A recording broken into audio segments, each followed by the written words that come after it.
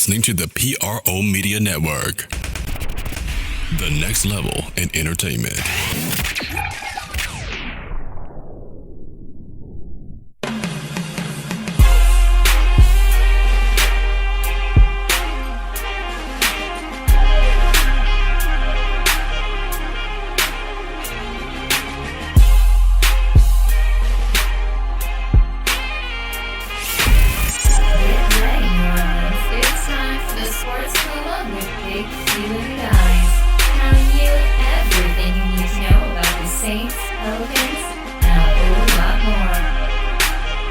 Welcome. You're now rocking with the Sports Coma with Big Q and the guy. And the guy is DC, and he is in the building with me. What's going on, DC? How you doing, bro? I'm chilling, bro. Good, man. Ready to talk about this Saints news we got. We got a lot of stuff going on, a lot of moving and shaking. Sean Payton talking his trash at his press conference like he did. That's right. We got a lot of Saints talk to get into, my friend, and we're going to start it off on the Sports Coma episode 169. That's right, family, 169. We're giving shouts out to all supporters and all people that have been on this wonderful journey with us as we talk about the teams that we love and the sports that we love as well. So we would like to give a shout out to all the supporters from day one who've been chiming the Sports Coma. Big shout out to you, because without you guys and the supporters and the donators, we wouldn't be here today. So thank you once again as we get into episode 169. In today's episode, we're going to speak about the Saints. Of course, we're going to break down some stuff. One of the biggest stories out there, my friend DC, is the fact that Ndamukong Suh, we're going to go into the rundown first. Ndamukong Suh? Who are you going to sue? Well, he can't sue anybody. We can't sue him anyway. He chose a better location, man. I must say, I'm a Saints fan. And you'd be hard pressed to choose New Orleans over California. In 17 million. 1 year. Went to San Francisco. 1 year, 14 million. Man. 1 year, $14 million to play with Aaron Donald and Michael Brockers. Then you got they cheating, bro. I'm trying to figure Marcus out Peters, Lamar. How they got Atiq Khalid and Marcus Peters for like a 4th and a 5th round pick. You mean to tell me no other team in the league wanted them? Like, I find that hard to believe. It's almost like what type of magic they doing over there in LA, man? It's almost like the coach playing ain't fair. Madden, huh? Yeah. You could tell the guy's like a Madden fan. That's something you would do in Madden. That's just a symbol. Steve McVay used his whole template off of Madden. I can see he already young as hell already. I can see him playing Madden when he ain't coaching or nothing. He built a team like a Madden team, man. That's just crazy. But 1 year, $14 million, Ndamukong Suh's headed to LA, man. Gonna be awesome, man. Yeah, it's gonna be awesome. We're gonna get more into it. Let's go on to the rundown brought to you by the good folks at theposhlifestyle.com. Go to www.theposhlifestyle, life spell with a YLYFE style.com. Those guys have tremendous organic products, water filters, air filters, music products, hair and personal products such as deodorants, shampoos, soaps with no chemicals in them. They also have all kind of beauty aids and makeups with none of the chemicals and the cruelty-free products. Also protection devices, cell phones, stun guns, EMF protection diodes you put on your phone to stop it from killing you with the radiation. Man, the people got all kind of great products. Hundreds of dozens of products at theposhlifestyle.com. Put in the Sports Coma upon the final purchase and get 10% off on your final purchase there. And remember, check them out at theposhlifestyle.com. They're not just a website, but a lifestyle. Now let's get into the rundown. In today's show, we're going to talk about not only Ndamukong Suh, like we just mentioned, we're going to talk about the fact the Saints inked a very familiar face once again. This is the season for reunions with the New Orleans Saints organization, as the Saints signed another guy that they were familiar with, bringing Ben Watson back. Of course, Ben been gone for the last couple of years. And that's definitely pointing the finger in the direction of Coby Fleener. I would definitely say that he is that with Ben Watson coming in, this could mean something detrimental to Coby Fleener. We'll talk about that because I know DC got a lot to talk about on that end. Draft. We're going to talk about draft talk. That's your dude, Coby Fleener. Okay, we don't have to bring all that up. Okay, so we're going to talk about draft talk here. We're going to tell you who we would pick at the 27th pick, and also be looking out for our mock drafts. We will be releasing our first annual mock drafts. We'll do 3 of them. leading up to the draft. We'll do our first one coming up soon, so be looking out for that. Please give us y'all feedback on that. See if y'all agree with me and DC on that. The Saints hosted Cam Mereidith, restricted free agent wide receiver from the Chicago Bears, who's a big guy, about 6'3", possession guy with a little speed, not much speed. Possibly hosting a running back too, Benny. I think a running back's probably third or fourth on their depth chart too. So the Saints trying to get fill all holes. them bears, man. Get them baby cubs. Man. They're trying to do that. They're trying to fill some holes here. And Cameron Meredith, we will give you a little information on that one. Also, Willie Snead, the latest on him as well. We'll talk about should the Saints bring him back or let him go. We'll get our comments on that. Tom Benson passed on. Of course, we talked about that in the previous podcast. And his widow, Gayle Benson, has made a statement. She's saying that the team is here to stay. We'll talk about that as well today, and then we'll we'll transform from the boxing talk from football talk to boxing talk, and we'll talk about the upcoming fight this weekend. This will be our third preview of the Anthony Joshua versus Joe Parker heavyweight belt bout. Both fighters got belts. Joshua has 3. Parker has 1. Unification belt. This is a big fight. Almost I say a little bit bigger than the Deontay Wilder and Luis Ortiz bout. Really big heavyweight fight. I think so. More belts at stake. Mm-hmm. Ortiz didn't have a belt. It's a pretty good fight, man. It's gonna be hard to top that one. And we'll talk about that. We'll preview that for the third time, part 3, and then also we'll give you some information on the Triple G versus Canelo. Is the fight off? We'll give you the latest updates on that as well. Now, let's get right into it, DC. Oh, man, you finally finished talking about what we're going to talk about? Well, let's talk about it now. Here we go. Okay, Ndamukong Suh, buddy. We know Ndamukong Suh opted between, of course, the Saints, the Titans, and the Rams to head west to play for the Rams. 1 year, $14 million to anchor that defensive line along with Aaron Donald and Michael Brockers. Man, that's just the defensive line. Post centers all over the league. It's going to be terrible. What's your thoughts on that? That's my thoughts right there. You heard that? That's how everybody sounded. Depression, yeah, every offensive line, all 32 offensive lines in the league was like, yeah. Like, it's going to be magical, man, because you're going to have all this pressure. And then you got to think, they have 3 premier guys in the secondary. So their linebacking core ain't the greatest. Maybe they could show that up in the draft, but I would imagine seeing a lot of quick slants run on the Rams. Wow, but they saying they daring you to throw the ball now. They are. But what's the other alternative? Like, are you really gonna be able to run it? Well, Suh is not a one-trick pony. Yeah, neither is Aaron Donald. It's going to be tough, man. So you got to, people were getting around it, okay, well, Aaron Donald's there, we can run on the other side. Then they had trouble with Brockers, but, okay, well, we can find a way between that. So once you figure out how to get between them two, then now you got to worry about Suh too. But, like I said, their one Achilles heel on defense is their linebacking core. They don't have a very strong linebacker core. Yeah, they might shipped address away that in the best draft. linebacker, so... Yeah, Ogletree. That may give you a little breathing room. Tight ends all around the world will make a killing on the Rams. They still have Mark Barron there who plays kind of that linebacker level. So he's they're pretty big on some of the other little linebackers they got. Of course, they're going to have to find out somebody to play that middle. Nobody's proven. You're not going to replace Ogletree pretty easy. Right. So I don't know. They're going to have to look at the whole via trade or draft. But this is the thing about Ndamukong Suh that I want to say. He put together 51.5 sacks from 2010 to 2017. Only trailing Geno Atkins for the most sacks by a defensive tackle in that time frame. And I would say he's easily a better defensive tackle than Geno Atkins. No knock on Geno Atkins. He's good. But, have we ever seen anything like Ndamukong Suh? He's pretty much second coming of, John Randall, but with the body.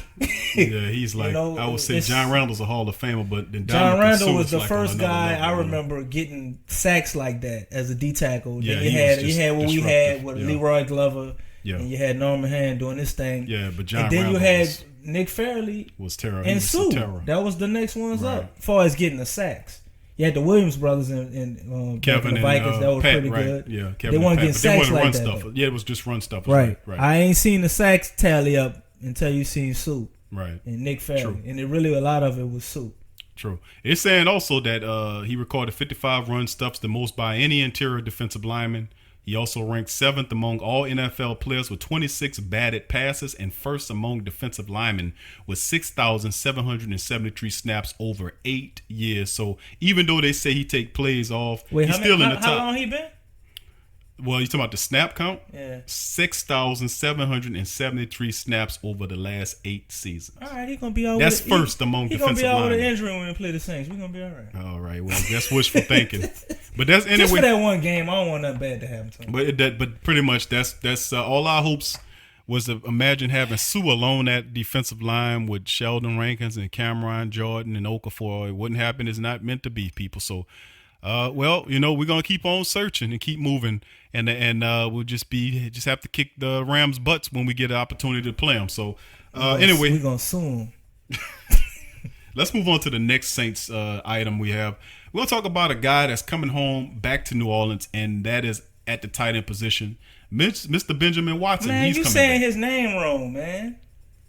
How do you not say Benjamin Watson's name right? I mean, it's Ben Watson. This is the curious case of Benjamin What's Watson. curious about Ben Watson? Benjamin Watson, Benjamin Button, 37 years old. Come on, man. I thought you was riding with me on that one. Is he 34? I thought he was 37. Man, he 37. He old as dirt. He defeat him all the time, just like Benjamin Button. He hadn't played that much the last 2 years. Of course, he had the injury in Baltimore. He played He played some games. I think a dozen games for with a bad Baltimore team. Yeah. So, well, they weren't. I can't say they were a pretty good team. They sucked. You know that, man. Their offense sucked. I'll say that. Their defense was top. In my opinion, they had probably the second best defense in the league last year. In my opinion. Well, he led the Ravens. Let's see. He led the Ravens with 61 receptions, which had no receivers, which ranked 8th among NFL tight ends. So Mike Wallace was all something they had outside of him, man, and they were pretty much plugging everybody at running back till they found that Collins kid. Now they got him on a 1-year deal. It's probably going to be like the veteran minimum 1-year deal. What is this now? I think they're going to give him a little more than a veteran minimum.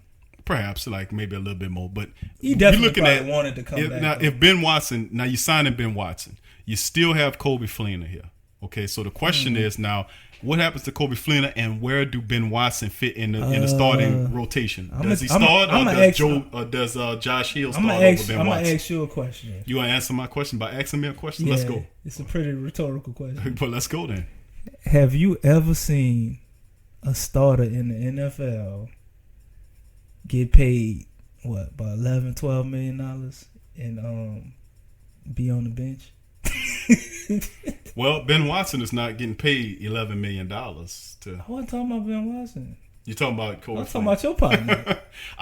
So you say that to say no? There's no way in hell I believe that they can keep. Is he among the June 1st cuts? They got to. Okay. If you were gonna keep Coby Fleener, then what you would do is you draft the guy, and you see how they're gonna pan out. I'm like, well, maybe you won't pan out. Okay, well, we'll just keep Coby Fleener. All right. They signed Benjamin Watson before the draft even happened. So right there, that lets me know Coby Fleener is out of here. They may still draft a young tight end because we only signed him for 1 year. Well, we let him sit like we did with Jimmy Graham. Quick answer here. Does Ben Watson start over Josh Hill and Harlem Moody? Who, man? Do eggs smell rotten when they sit out too long? I guess so. I don't know how to answer that. All right, well, I guess so. Shit, I'm just asking the question. Yeah. Hey, listen, this is another quick item. Quickly before we go to our break, you hear the music coming up. You didn't get the metaphor, did you? I did. If you keep him in the sun. Coby Fleener sat out for too long. Them eggs, they got rotten. All right. He gone. Also, the Saints they took a sniff at wide receiver from the Bears, restricted free agent Cam Mereidith. To come in, so the Saints still looking for wide receiver help behind our two main guys, and they signed Ben Watson. And Willie Snead, that's another thing. We got Ben Watson from the Ravens, so they just stole Willie Snead maybe. Okay, so that's something we'll talk about on the other side of the break as well. We'll talk about Willie Snead. We'll also give you our picks on that draft at the 27th spot. So we'll talk about that and other topics on the other side of the break. Stay with us. You're listening to the Sports Coma with Big Q and the Guy.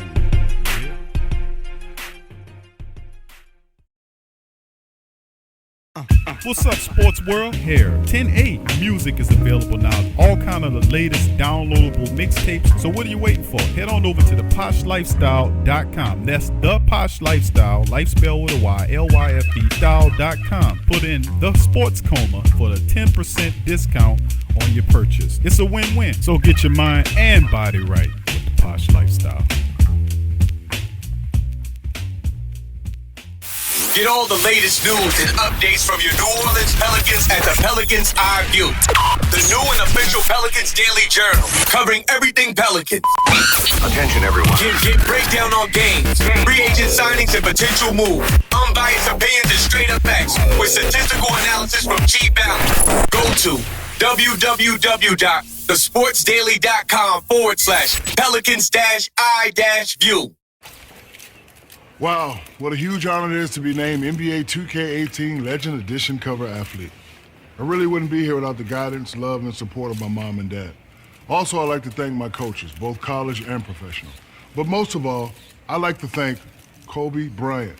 He was the NBA 2K Legend cover athlete first. He's so awesome and handsome and has really nice natural teeth. Wait, what? I'll be looking at his teeth. This ain't over, Kobe. Payback's gonna be fun.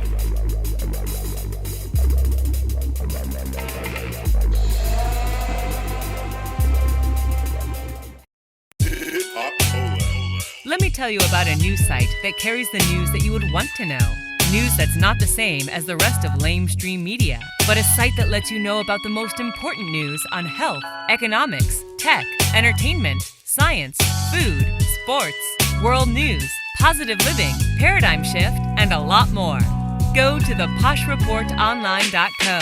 That's right, theposhreportonline.co. Learn more. And remember, challenge everything. Follow The Sports Coma on Facebook, Twitter, Instagram, and YouTube.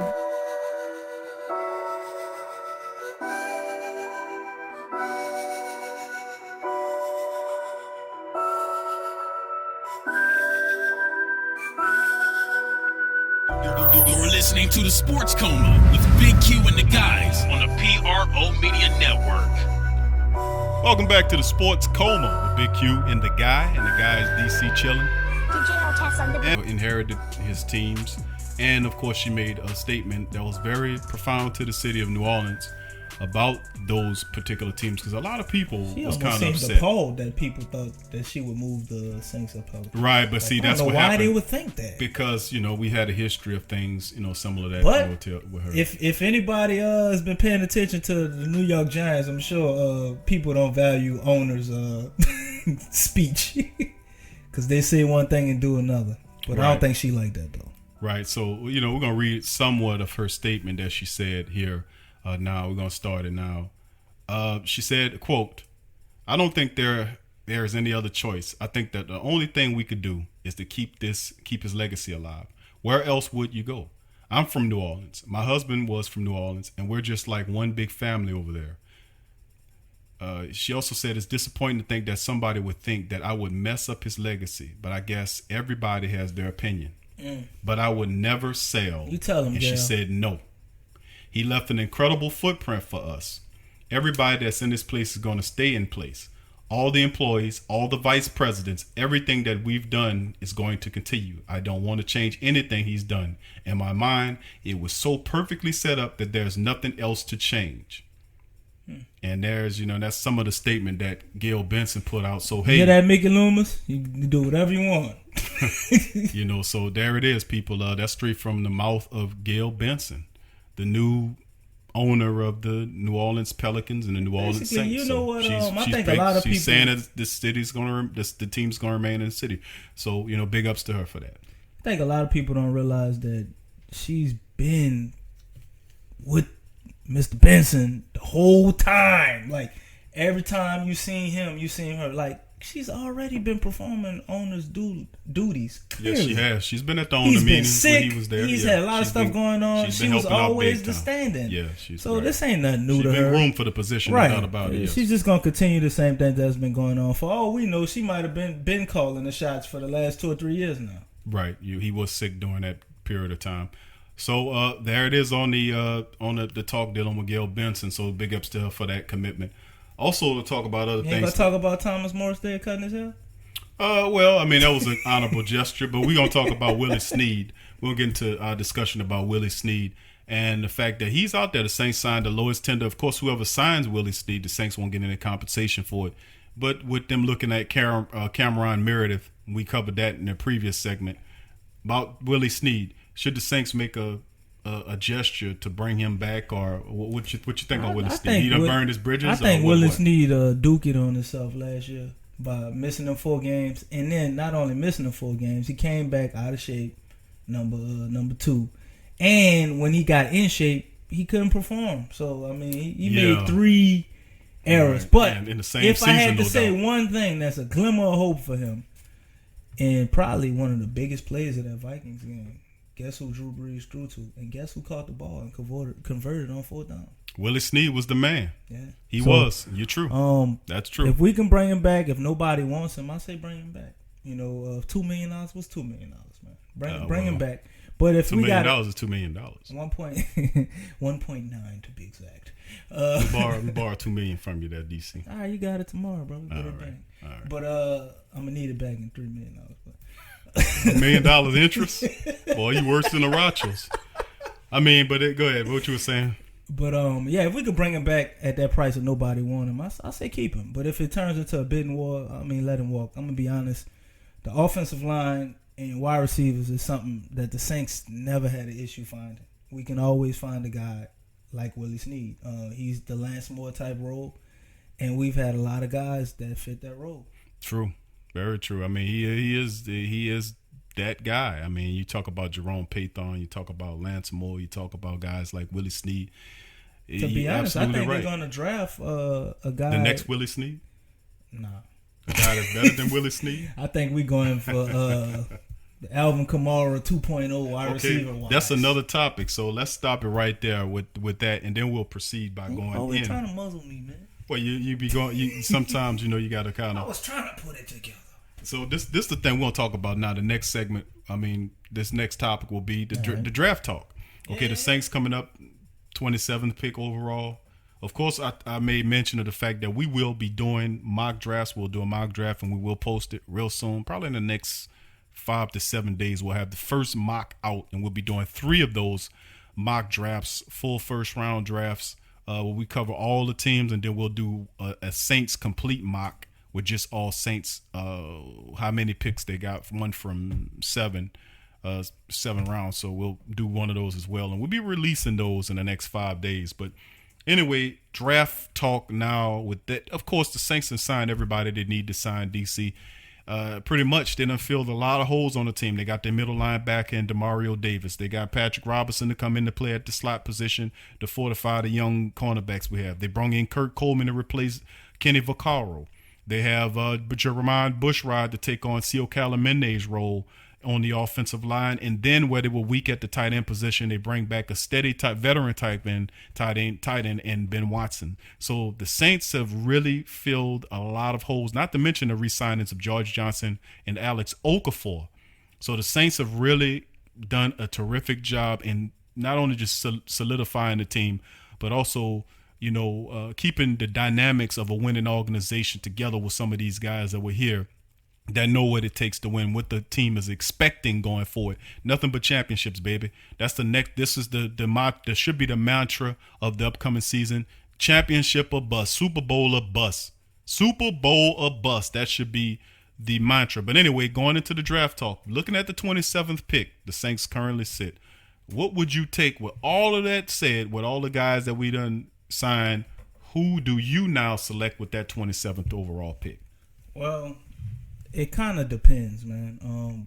We've put ourselves in a very excellent position with the addition of Benjamin Watson, because you know what you're going to get from him.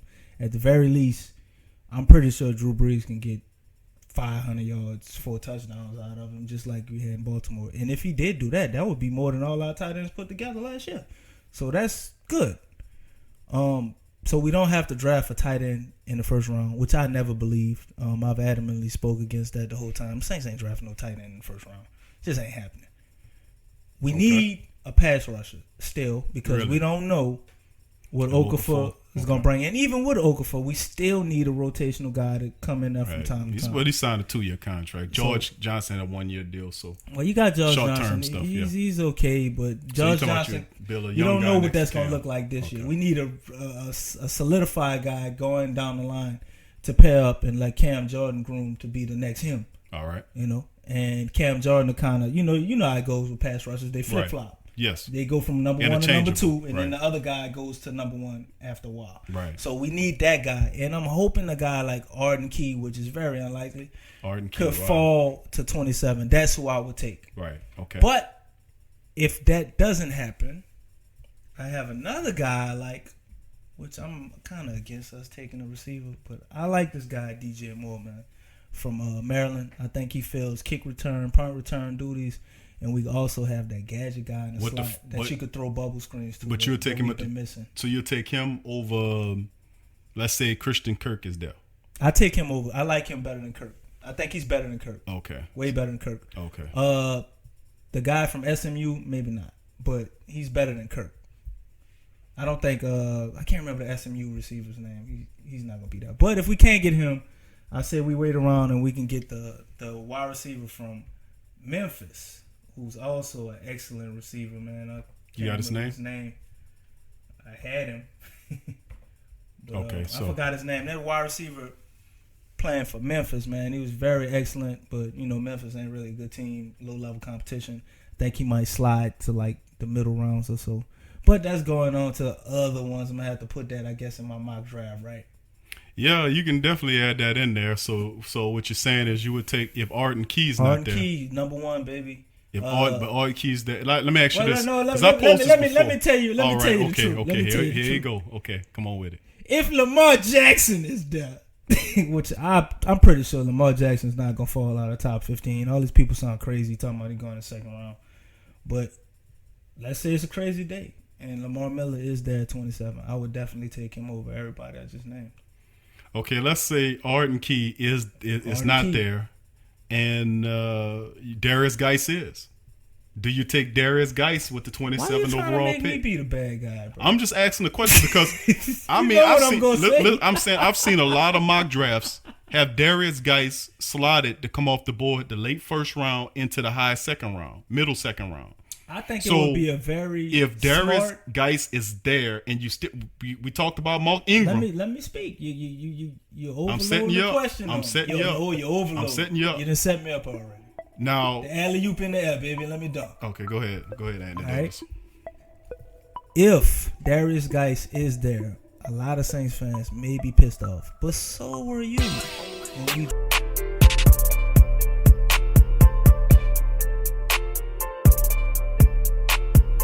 You're listening to the Sports Coma with Big Q and the guys. We are back. And we're going to talk about more in detail. We're going to extend out the Saints talk, the draft talk. Of course, DC during break was animated about the fact that he would not take Darius Geis with the pick. He feels I didn't say that. I said I would take Darius Geis. If I take Darius Geis, we have to trade Mark Ingram. You seem to think we're going to take Darius Geis and let him sit like he's some damn quarterback or something. I'm merely saying, running backs transition very easily, man.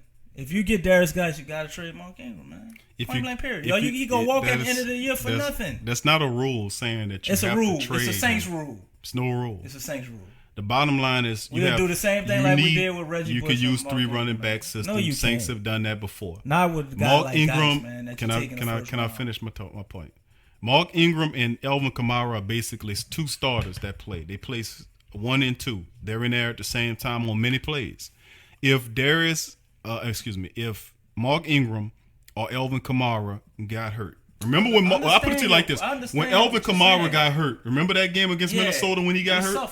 They suffered. We definitely need a good offense. running back. Right, the offense was through. It was through off kilt. You could tell when they tried to go to that one back set. They refused to even play the third running back. I forgot the guy's name, But they were. Lasco was hurt, and Well, it was the third running back, the guy that we liked that came from Maryland. I forgot the little brother name, but she was. But no, they had cut him. We cut him. No, you had him. That was your third back. We but let him go. look it up again. So this is the bottom line: is you're gonna need a back, even though you're saying you're looking at it as from a third string perspective is not the same.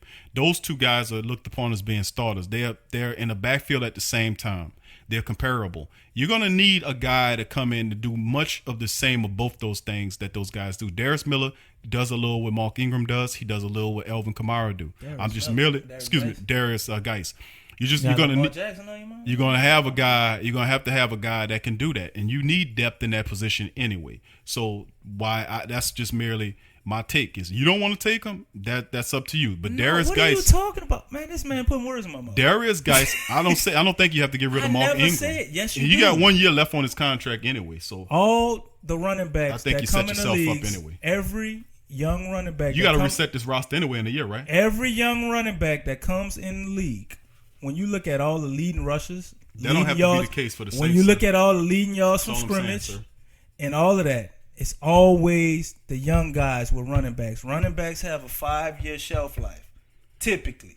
So if you draft a guy like Darius, been in the league a lot longer than 5 years. If you draft a guy like Darius Geis in the first round, you're clearly indicating that you're gonna trade Mark Ingram. I don't think that's the case, DC. There's no way you keep both of them. That's not because an at the end of the indication year, that you're gonna trade anybody. At the end of the year, you're gonna let Mark Ingram walk. Darius Geis is Trey Edmonds is the name of the brother. Trey Edmonds. Yeah, okay. That you said the other guy. I told you he was gone. No, Lasco is Trey Edmonds from Maryland. But go ahead, finish your point. But at the end of the year, Mark Ingram gonna walk for nothing. So why not trade him? You're not gonna get anything for him. I just think that if you have, you're not gonna draft a guy in the first round to be a quality backup. Quarterback is the only position that has that luxury. Mark Ingram is the only position that has that luxury. Mark Ingram is in his 8th season out of University of Alabama. He's carried the ball 1,183 times. He's a good running back, 5,362 if we yards. Take Darius Geis, we got to get rid of Ingram. And he had 44 rushing touchdowns. You thinking about P.A. Thomas? All I'm saying is hold on, no. All I'm saying, no. You can do it here. You're not doing that in the first round. It's not a rule saying that you can. It don't make not sense. take. It does because you see what I'm saying? Do you understand what I'm saying about depth? I understand perfectly what you're saying. The guy won't just sit there. He's a kick returner, punt returner. He's also a guy that you can put in on passing plays. He catches well. He is a utility if you put him out player. There, he does better than Mark Ingram, or just as good. That's even better for the team. I'm not. Are you afraid of success? So what are you worried about being successful for? That's what's wrong with you. It's not going to happen in the first round. Okay, that's we can DC. get a good running back like that in the fourth or the fifth. Okay, DC says no. Okay, we'll just have to if look. we take him in the first round, we got to get rid of Mark Ingram. That's all I'm saying. I would take him and trade Mark Ingram. I disagree. I don't think so. I think you can make them all work, and I think eventually, when Mark Ingram's contract is up, he might want to come and finish his career with New Orleans. Why? He ain't gonna play. I'm just telling you. That has happened. He's been here for 8 seasons. He's going into his 9th season. So why not finish your? You said that the shelf life of a running back is 5 years. Typically 5 years. Mark Ingram is going into his 9th year. He's almost doubled up your prediction. His first 3 years, he didn't play that much. Okay, well, there we go. But anyway, that's my take on it. Is the fact that I believe that if they do take Darius Geis, of course, we need to start setting up polls and letting our listeners. Hey, that's a great idea. That's a great idea. Let our listeners vote on this so they can show you how crazy you is. Okay. All right, y'all listen to all the people out there. I want y'all to drop y'all comments in the section, man. Tell me if I'm crazy or if DC's crazy. Let me know if it makes sense to you. First round, y'all. To draft a running back in the first round to play the third spot, just in case somebody get hurt. If Darius Geis is there, okay, we all know who Darius Geis is, and the Saints happen to take him. Would that be a solid pick, being that Mark Ingram and Alvin Kamara are starters? They play at the same time. Would it be smart to have a running back gadget play like Darius Geis, who kick return, punt return, catches like a wide receiver, and who can do a lot of what Ingram and Kamara do? Is that crazy? Is DC crazy? Is he on the ganja? You're not. you gonna put me on medical marijuana, man? That's crazy. But oh man, I'm not saying you crazy to want to have. Said it. No, I'm not saying you you nation. I'm not the saying whole world that is I'm crazy. Can I finish my statement, please? No, I'm not saying. I'm not saying you crazy to want to have Geis as a third option. What I'm saying is, if you draft a guy that high at running back, he got to play now. Like, there is no such thing. I'm telling you, they got minutes there for him. I'm just telling you. Can you give me a situation where this has ever happened in the NFL? I'm saying in the first round. Listen, I'm saying there is minutes there for him. He could play. He kick returns. He punt returns. But you answer me a question. Allow me to answer your question, please. All I'm saying is that he plays special teams. He can catch the ball out the backfield.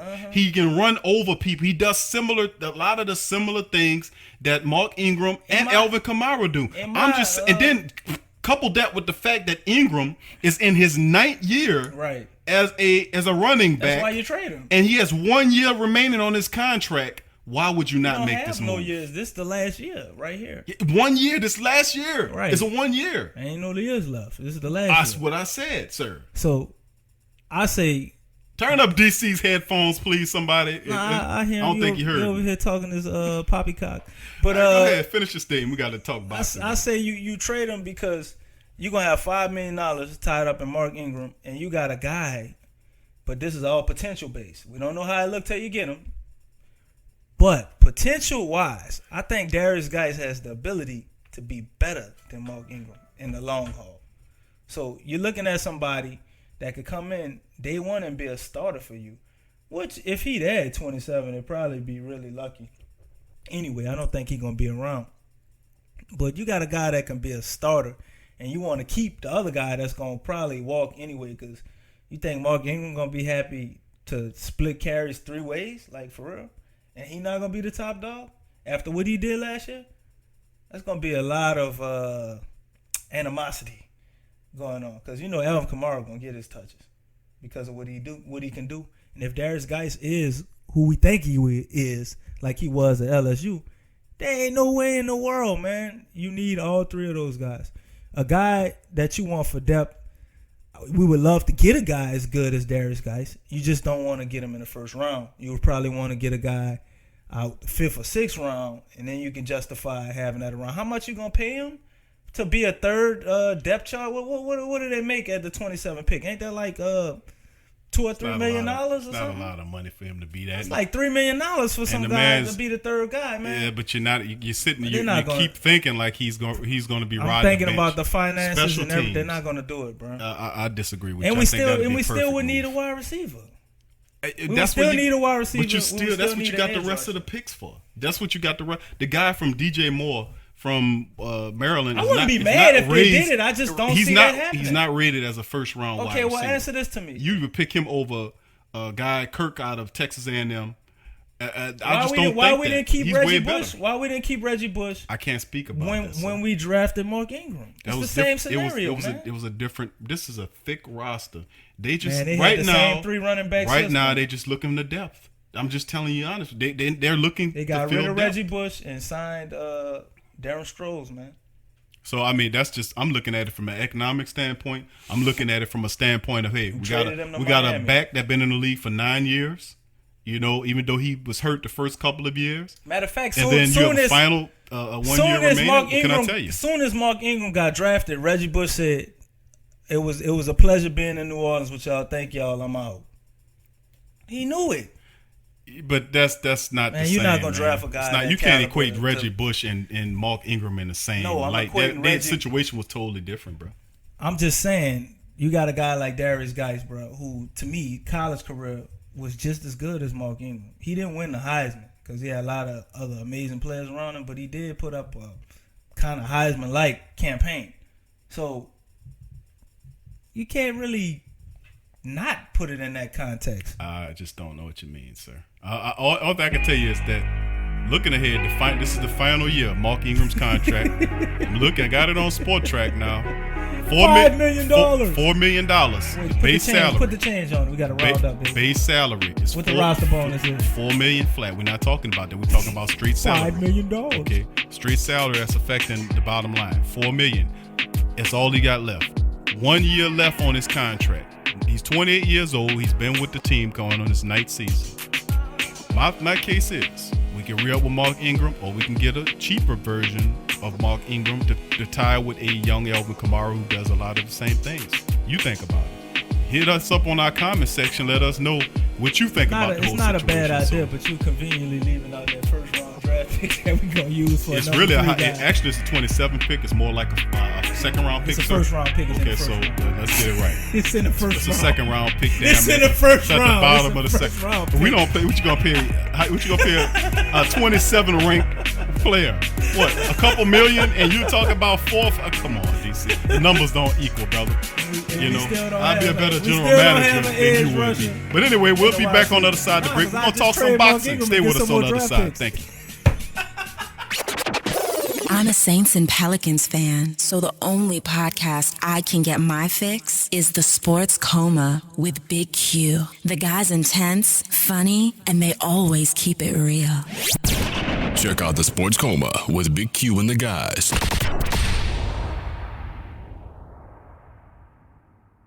Clear, clean, great-tasting filtered water. We're all thirsty for it. But in the U.S. alone, an estimated 2.5 million plastic bottles are added to the environment each year in search of the perfect drink of water. There has to be a better solution, and there is. Crystal Quest, a leader in the manufacturing of water filtration technology, has been providing clean, drinkable water for 20 years. Crystal Quest has been recognized by such leaders as Consumers Digest, Dr. Oz, and Colin Ingram's The Water Drinking Book, offering our customers the cleanest and most environmental-friendly drinking water at a rating of high purity. With Crystal Quest's water filtration technology, you can rest assured that your water will be crystal clear. Contact our network of authorized distributors and join our thousands of satisfied customers. Just log into theposhlifestyle.com. Once again, that is theposhlifestyle.com. Get all the latest news and updates from your New Orleans Pelicans at the Pelicans View, the new and official Pelicans Daily Journal, covering everything Pelicans.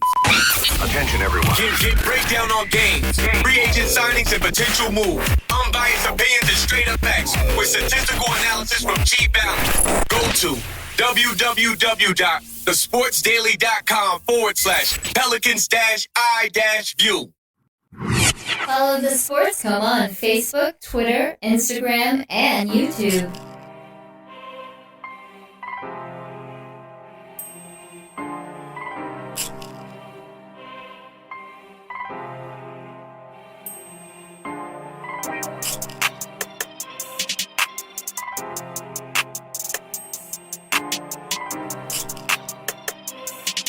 You're listening to the Sports Coma with Big Q and the guys. Best fucking sports podcast in the country. Welcome back to the Sports Coma with Big Q and the guy DC Triple. Come on, y'all know Big Q loves his cotton picking mind. But anyway, we're gonna talk boxing this segment, man. The final segment of the show. We're gonna talk two boxing topics that DC and I know is some of your favorite boxing talk. We're gonna talk Anthony Joshua versus Joe Parker and the unification of the heavyweights, man. That's coming up on the 31st. Saturday. It's going to be an interesting bout. And then, of course, we're going to talk about Triple G and Canelo's fight is in jeopardy. So we'll talk about that too. But let's start it off with the Anthony Joshua and Joe Parker fight, DC. Mike Tyson and Lennox Lewis put in a blender and all put together. Anthony Joshua. That's a huge. You know what? That's who he is. I'm gonna tell you, that's a pretty big statement you made right there. That's who he is. Elaborate on that. What made you say that? I mean, he has the body build, the frame, the reach, and everything of a Lennox Lewis with the knockout power, crazy hooks and uppercuts in both hands, just like Mike Tyson. Power in both hands, punch at different angles, scary fighter, man. Smart. Lennox Lewis. Yeah. It's weird, man. This is a dangerous he's from fighter. Britain, just like Lennox Lewis. Right, so right. Very dangerous I'm sure those were two of his favorite fighters, if you ask him. Very dangerous fighter. This guy is 20-0, 20 knockouts. And it's going to be an excellent fight here coming up. And there's a lot of talk, jibber jabber going back and forth between Parker and Joshua. Of course, Parker saying that Joshua has a glass chin. What? And that he's going to knock him out. And of course, Anthony Joshua was saying, "Mate, I refuse to lose. Mate, only thing I'm afraid of is losing." Yeah. And that's pretty you much know what what? We was watching the press conference, and I remember you told me you saw something in Anthony Joshua. I seen in them eyes, man. I seen a little fear in them eyes. You made me look at it, and I was like, "Damn, you know what? You're right. I see it too." Yeah. You know? You can see in his eyes. You know, he's. What do you mean by that, man? What exactly did you see? Well, I'm not saying that he's afraid. I'm not saying that he's afraid. I'm not of Joe Parker by no stretch of imagination. When asked, you know, who was his toughest fight, he always leans on the Klitschko fight because it took a lot to beat Klitschko. The rest of those guys, like Cam and all these other dudes, Dylan White, he wiped the floor with those guys. Right. You know, he knocked those guys out with no issue, no problem. But when you come to a fighter like Klitschko, which he's looking at the Klitschko win, it took a lot for him to beat Klitschko. He had to dig deep because Klitschko put his ass on the mat, and he had to get up for the first time to beat that man. Now, when we talk about fear, when I looked at his eyes in these various interviews, I seen fear in his eyes. But it's not saying that he's afraid of Parker. But like Joshua says, he's afraid to lose. And I was thinking to myself, I was like, wow, I've not heard any fighter who was undefeated ever say that. Not to my recollection. I've not heard that. If you guys have heard that out there, comment on that. Always talk about, comment on that, please. Let me know. To my recollection, I've never heard all about the good fighters have a little small amount of fear. I've always heard boxing trainers say that because the guys. But have you heard the fighter say it? No, okay. The guys who don't have any me. fear, like, you know, the Mexican brawlers just get knocked upside the head all the time. They ain't got no fear getting hit. So it's like, true. Why not? You know, right. So I mean, a little bit of fear is good, and I mean, you want to be honest. If you don't have a little bit of fear, how can you have courage? Well, I'm not saying fear is bad by any stretch of imagination, but we know that this is going to be a difficult fight no matter how you slice it. Andy Joshua, 20-0, 20 knockouts, very, very tough fight. He's coming into Joe Parker. Joe Parker's a guy that's 24-0 with 18 knockouts. He ain't got no fear, huh, Q? Who, Joe Parker? Yeah. I looked in Joe Parker's eyes on multiple interviews, and Joe Parker isn't scared of nothing. Joe Parker, you look in his eyes, and he's ready. Fighters. But that's true. That's true. And I'm gonna be honest with you. A lot when we covered this Wilder thing, and we had comments, people talking about Wilder, another one. He ain't got no fear. Listen, when we covered Luis Ortiz was getting him everything he had. Remember when we covered the Wilder fight? We did the previews for Wilder. And you had all of the people commenting saying that, man, the Wilder going to get knocked out and all this kind of stuff. Remember that? Yeah. And I calmly told a lot of our commenters and all the people we thank y'all for commenting with us, that they will, that this is going to be a fight, that you're severely underestimating Deontay Wilder. Well, I'm not saying that Anthony Joshua. They've seen it. Right, but right. So, Anthony Joshua and Joseph Parker, of course, Joseph Parker's never fought anybody even similar stature, and I'm not talking about size, I'm talking about skills to what Anthony Joshua is going to bring. Joseph Parker's never seen that guy. Now, it's tough because when you ask AJ says Klitschko's the toughest fight. And I think that he's going to knock Parker out. And I say, like I said before, when I called, I said it's going to be a knockout by Deontay Wilder late in the later rounds. Yeah.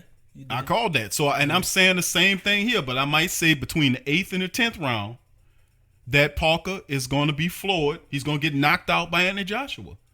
Now, of course, we're going to get our commenters, and we love y'all, man. Go ahead and comment to your heart content. Just keep it respectable. But, DC, what you think about that? I definitely think it's going to be a knockout. This fight is not going to end on a decision. I think it's a race between the Luis Ortiz fight and the Deontay Wilder fight. Anthony Joshua know what he has to do. He's going to try to go out there and one-up Deontay Wilder. I mean, that's your next opponent.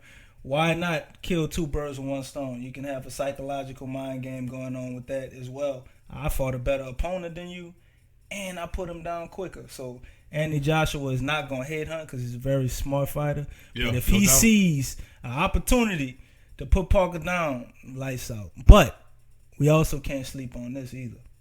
Klitschko did put Anthony Joshua down. He did. Parker does recognize him for having a glass chin. And Parker ain't no slouch because we could very well see. But we said the same a reincarnation of Deontay Wilder. And Luis Ortiz. It could be just another great fight. I'm just telling you. And AJ could hit the ground, bro. He could hit the ground. Any great fighter will tell you that at any given time, any fighter can put you down on that mat. At any given time. But this is what I'm saying about Anthony Joshua. I think he'll beat Joseph Parker. Not saying that Joseph Parker's a bum, because I think Joseph Parker. I think Joseph Parker fought a lot of bums. So did AJ. I mean, some of them dudes. So did AJ. I ain't see AJ fight no dudes with beer bellies and stuff, though, man. Come on, let's be real. But talk about Angel Martinez. Oh man, that dude look like he's about 85 years old, man. Listen, let me tell you something, bro. I think I could have put up a better fight. Joe Parker fought whoever he could fight. He fought the granddaddy from New Zealand. He knocked from Australia. Francois Botha knocked him out. You know, that's one of his earlier fights, and he fought Huey Fury. Right, but that's all. That's what I'm about to say. You can only knock out the people you put in front of you, and if they happen to be bums, hey, remember Mike Tyson did the same thing back in the day when he had the bum of the month club that he had to knock out. All those guys, the bum of the month club. You know, so it's just that's just my perception. I think that Joseph Parker is. Listen, man, I'm gonna just tell y'all like this. I think Joseph Parker is the third best heavyweight completely. I think he's better than Dylan White. I would love to see the Dylan White fight in Joseph Parker. Before I see Dylan White, because I know he's mandatory, I would love to see Luis Ortiz and Joe Parker go at it. That's a really good fight that I would love to see too. I think he's because better. I don't think Dylan White could beat Luis Ortiz. I don't think Dylan White could beat Joe Parker. Ortiz. Well, I mean, that's a lot to say. I think Ortiz is actually the third best fighter, but he got he got more losses than Parker. He don't have no belts, so you got to give Parker that. Well, he got one loss. That was his first one against Deontay. That's a lot when you got somebody else who ain't got nothing and they got a belt. You got other people that's mandatory. Right. But anyway, DC, you call your pick on this one here for the third and final time. I'll say Anthony Joshua in 9. Okay, good. That's right around my prediction too. I think by what, knockout? Of course. Okay, good. That's what I think too. I would agree. If y'all disagree, you know what you can do. Comment on it. Let us know what you think is going to happen in the fight as well. Now, we got about 4 or 5 minutes left to go. Let's talk about the Triple G and Canelo fight, which is not really a fight anymore. I'm doing dope. Canelo is Alvarez. He's tested positive twice. His 2 positive tests for a banned substance, clenbuterol. the commissioner, the executive director, Bob Bennett. Pronounce it, they weren't gonna find it. He said it was meat, and of course, Triple G.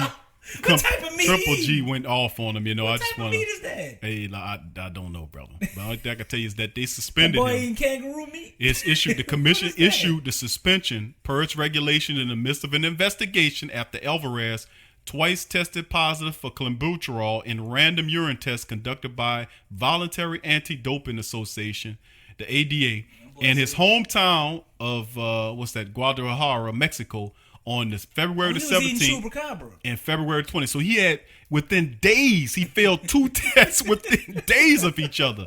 Now, Alvarez said that the positive tests were from eating contaminated beef, which has been an ongoing problem with athletes from Mexico, where farmers include the substance, which is prohibited in the United States. Now, in cattle feed, because it helps reduce fat and increase lean muscle mass. Wow. Now, quote, Mr. Alvarez is temporarily suspended. Let me finish. Run that back again. Let me finish the quote first. It increases lean muscle mass, huh? That boy been feeding his cow all that. He thought he was going to get away with it, huh? Mr. Alvarez is temporarily suspended by the Nevada State Athletic Commission for his adverse analytical findings, that being clenbuterol on February the 17th and the 20th, Bennett said in a statement. Also, quote, a commission hearing is scheduled for April the 10th, 2018 to hear from Mr. Alvarez. So that is hilarious. April the 10th, you'll finally hear a statement on him.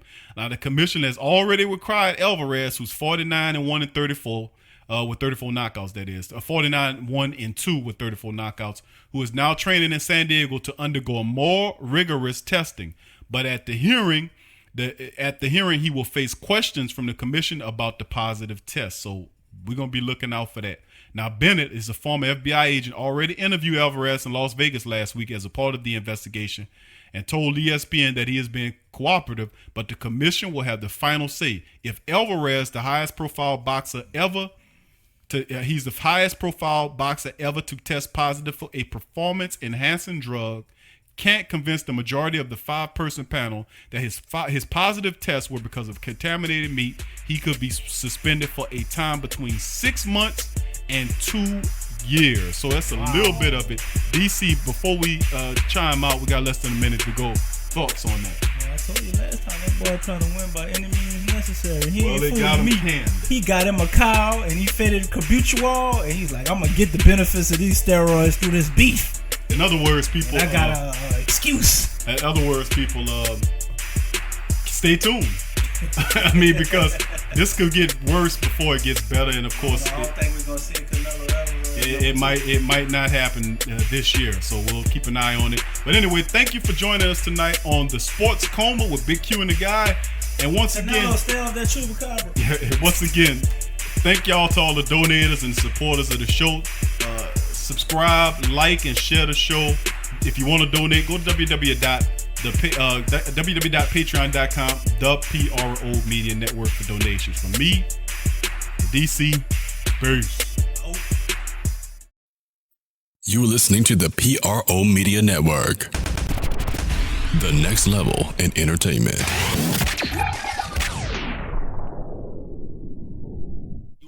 You're listening to the Sports Coma with Big Q and the guys on the PRO Media Network. At The Posh Lifestyle, I go there for all my health needs. They offer great deals on organics, water filters, healing magnetics, healing crystals, clothing, books, DVDs, vitamins, and a lot more. They even have free shipping when you spend over $100 on most products. With secure online ordering, fast service, and great products, I save some money, and I'm improving my health doing it.